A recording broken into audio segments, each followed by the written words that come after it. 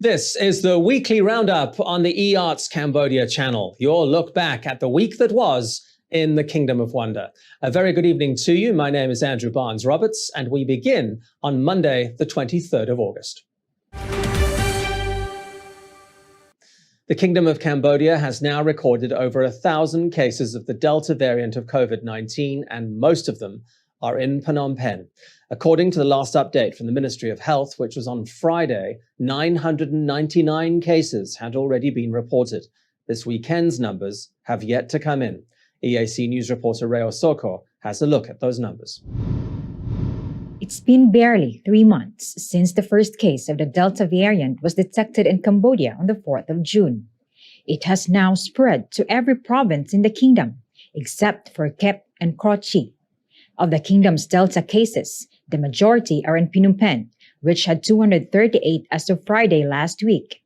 Udar Minche had 176, Bantay Minche 146, and Siem Reap 138. The Ministry of Health says that the Delta variant was first detected among migrant workers returning from Thailand, but has now spread into communities across the country. During Prime Minister Hun Sen's announcement on Thursday last week, ending the 21-day campaign to strengthen measures to prevent the spread of COVID-19, he said that over the past 3 weeks, the community transmission rate of COVID-19 had shown a steady decline, even as the number of Delta cases continues to climb. Although ended nationwide, Phnom Penh still continues to implement restrictions, such as a ban on gatherings of more than 15 people, the continued suspension of high-risk businesses, and of alcohol sales. Those measures are due to expire on Thursday, but could well be extended given the number of Delta cases in the capital. At the same time, the World Health Organization's representative to Cambodia, Dr. Lee Ailan, has praised the rapid response of the royal government to the crisis, especially in its swift vaccination program, including the provision of booster shots to frontline workers. She says Cambodia has developed a well-responding strategy and policy focusing on the implementation of effective interventions that all bode well for the kingdom's fight against the pandemic. Rhea Soko, EAC News. 600,000 more doses of Sinopharm have arrived in Cambodia. The vaccines have been donated by the Chinese military and Chinese Red Cross and arrived late on Monday afternoon. 500,000 doses have been donated to the Cambodian Defense Ministry by the People's Liberation Army of China. They were received personally by Defense Minister Tia Ban.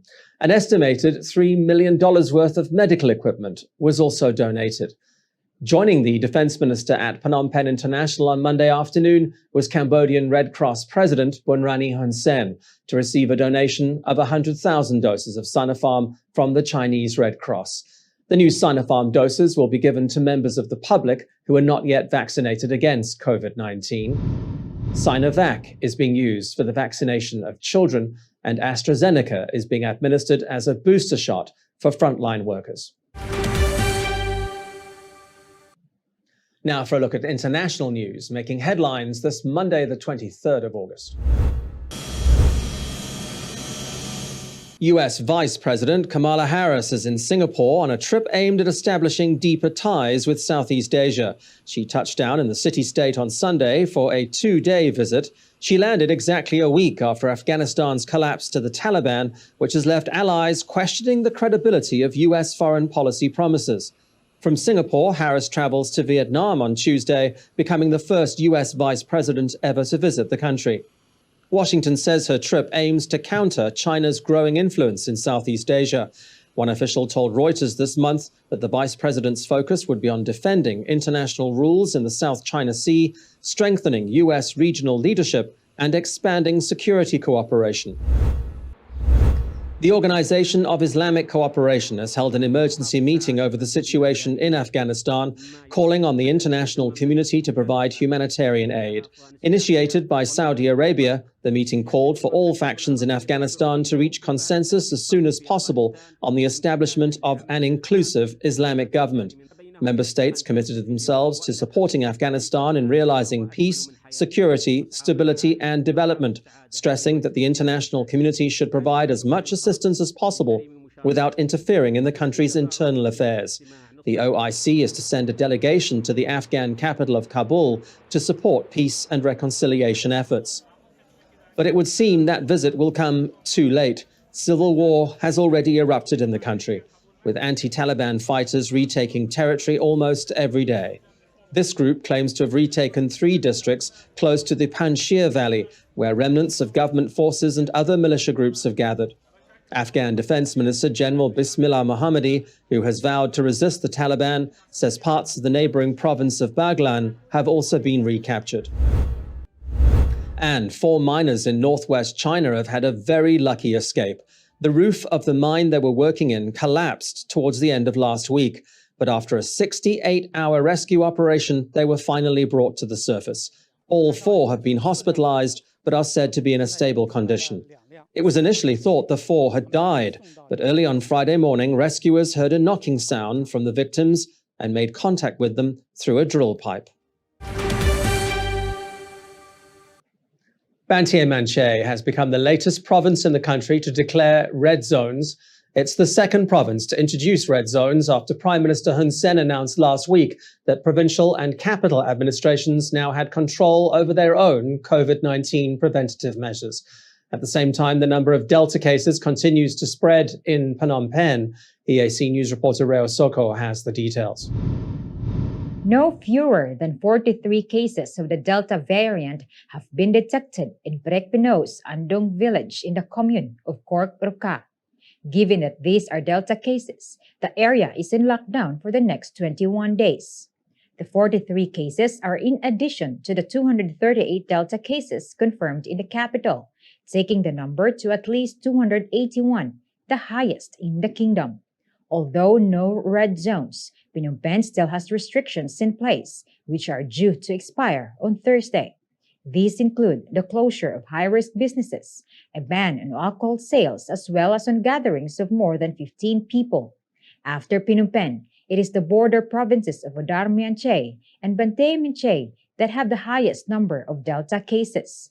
On Tuesday, Banteay Meanchey declared 2 new red zones. These are the communes of Duk Tla and Kampong Suai in Siray Supon City. It has also closed Chakrai Market in the district of Priyanet Priya. Residents in red zones are not allowed to leave their homes at all without permission from authorities. Areas are also heavily guarded. Last Friday, Priya Viher declared Joam Crescent District a red zone for 14 days. Rhea Soko, EAC News. Prime Minister Hun Sen has urged provincial and capital governors to set up more accessible vaccination sites. This is in line with a final push to reach the target of 10 million fully vaccinated adults.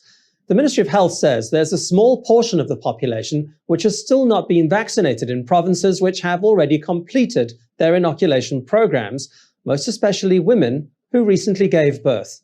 EAC News reporter Reo Soko has the story. The royal government has been lauded by a variety of international agencies for its rapid rollout of COVID-19 vaccines. The government expects to reach its 10 million adults target within the next few weeks, but pockets of that population still haven't been vaccinated. The Ministry of Health points to women who have been pregnant or breastfeeding in the past few months, as well as some returning residents from overseas. The Health Ministry says this could have an impact on achieving herd immunity. Prime Minister Hun Sen has now urged provincial and capital governors to set up more vaccination sites so that everyone can get their shots. As of Tuesday, 87.6% of the 10 million target have had at least 1 dose of vaccine. Almost 79% have been fully vaccinated. Of the 2 million children aged between 12 and 17 who are getting their shots, 55% have been inoculated, with 67,000 children already having received both shots. Meanwhile, the booster vaccination program also continues to run smoothly. Cambodia has already provided third doses to more than 500,000 frontline workers, including doctors, military, and police officers. On Monday, it was the turn of over 1,000 athletes at Morodok Teko Stadium. Prime Minister Hun Sen has included the athletes in the prioritized group of people, especially those who will be competing in the upcoming SEA Games. Reyes Soko, EAC News. Well, now for a look at news from around the world making headlines this Tuesday, the 24th of August. As the evacuation of foreign nationals and the Afghans who worked with them continues from Kabul's Hamid Karzai International Airport, the clock is ticking. Just how much longer these planes will be able to take off and land is becoming a major bone of contention between the Taliban and Western governments. The US had set next Tuesday, the 31st of August, as its deadline for the withdrawal, but is now wanting to extend that, something the Taliban says is just not going to happen. Speaking from Qatar, Taliban spokesman Sohail Shaheen said any delay would be a clear violation. No, we do not want to extend because that is occupation. The occupation must come to an end. And they can have a good relation with us. If they want to, they can participate in reconstruction of Afghanistan, and they can have cooperation with Afghanistan, with the people of Afghanistan in a new chapter, in a new phase. That they can. They should. I think they have moral obligation to participate in the reconstruction of Afghanistan because they were involved in destruction of Afghanistan, in the bloodshed in Afghanistan. Amid the uncertainty, groups of Afghan nationals continue to wait to be evacuated from Kabul.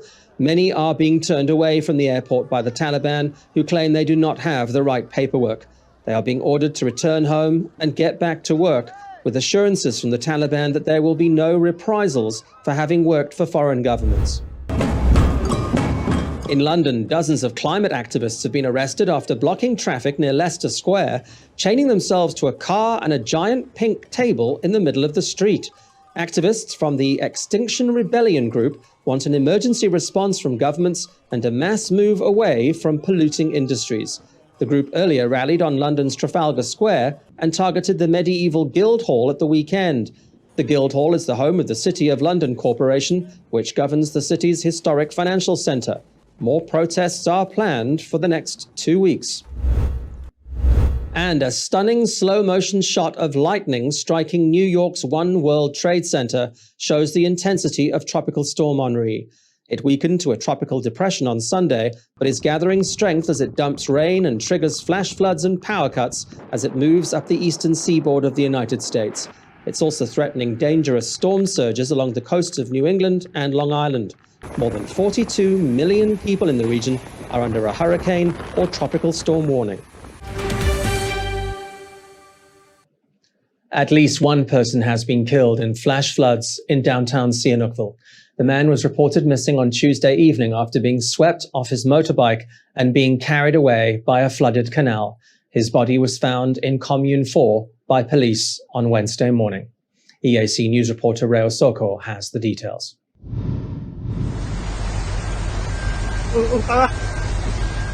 This person had a very lucky escape after they were also swept up by floodwaters in Sihanoukville. The city's communes 1, 2, 3, and 4 are the worst affected, with vehicles seemingly floating, homes flooded, and roads resembling lakes. Priya Sihanouk Governor Kurt Chamran says 249 millimeters of rain fell on Tuesday evening, causing low-lying areas to be completely swamped. The man who was killed was crossing Mitapiap Street on his motorbike when he was carried away. The Sihanoukville Administrative Unity Command is now surveying the flooded areas. The Weather Office has warned of heavy rains for the next week. Provincial and capital administrations are advising everyone across the kingdom to be on high alert. Reyes Soko, EAC News.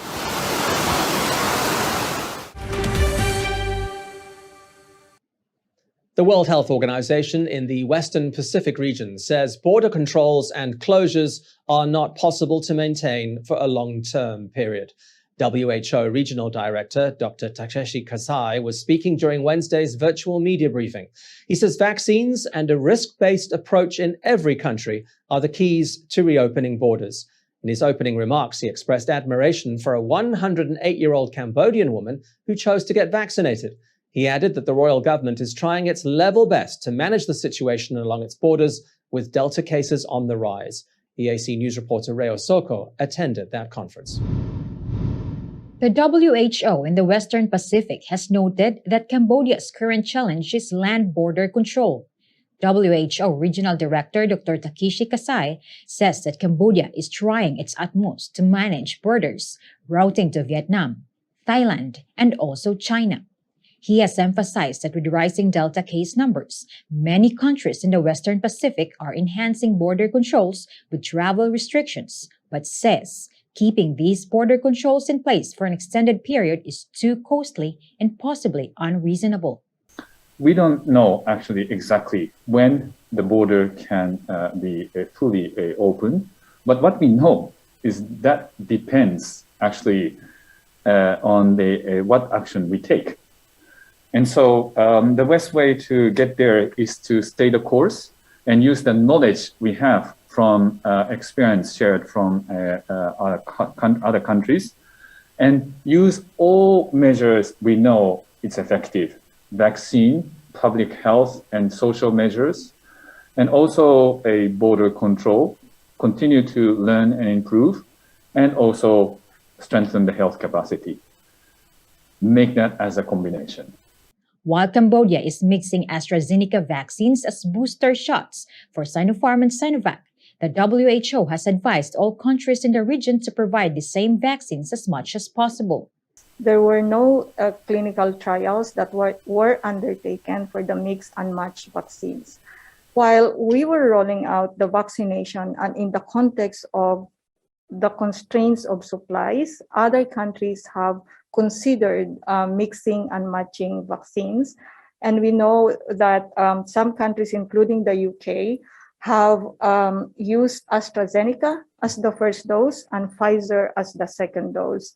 And with the very limited data that is available, it seems that this combination is effective and also safe. However, aside from that, we do not have studies to show that other vaccines can also be mixed and matched.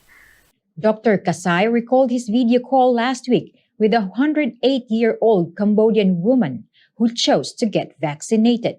He says he was inspired and motivated by a woman who chose to get vaccinated to be able to protect herself and others in her community. Rhea Soko, EAC News. Well, let's take a look now at news making global headlines in today's International Wrap. Kamala Harris has become the first U.S. vice president to visit Vietnam. She arrived in the country on Tuesday evening after a 3-hour delay in leaving Singapore. Washington says unnamed officials in the Vietnamese capital had come down with the mysterious Havana syndrome, which causes dizziness, nausea, migraines, and memory loss. It wasn't until it had been determined that there was no threat to the vice president that she was allowed to take off. Harris arrived in Hanoi after a 3-day visit to Singapore, where she used a speech to slam China for what she called its attempts to lay claim to the South China Sea, seen as critical to U.S. security. Our vision includes freedom of navigation, which is vital to us all. The livelihood of millions of people depend on the billions of dollars in trade that flow through these sea lanes each day. And yet, in the South China Sea, we know that Beijing continues to coerce, to intimidate, and to make claims to the vast majority of the South China Sea. And Beijing's actions continue to undermine the rules-based order and threaten the sovereignty of nations. The United States stands with our allies and partners in the face of these threats. The Biden administration has called its rivalry with China the biggest geopolitical test of the century. More than 20 people have been killed and dozens of others injured in shootings and stampedes near Kabul's Hamid Karzai International Airport. Tens of thousands of Afghans are swarming the area, hoping to board an evacuation flight. Most are not holding passports or identity documents. Even those with the right paperwork are being prevented from entering the airport because of the chaos. The Taliban says there will be no further evacuation flights allowed after the 31st of August. At the same time, pressure is mounting on the group to start delivering on its promises of a better future. Kabul residents are calling for jobs, peace, and lower prices. Even before the Taliban swept into the city on the 15th of August, conditions had been getting worse, with their rapid advance on the capital sending the value of the local currency plunging against the dollar, pushing prices of basic foodstuffs ever higher. And time appears to be finally catching up on the Rolling Stones. Its drummer, Charlie Watts, widely regarded as one of the coolest men in rock, having spent nearly 60 years with the band, has died at the age of 80. He passed away peacefully in a London hospital, surrounded by his family. Watts played drums on all of the group's 30 albums and on every tour until he pulled out of the 13-date No Filter US tour due to start this September. He joined the Rolling Stones way back in 1963.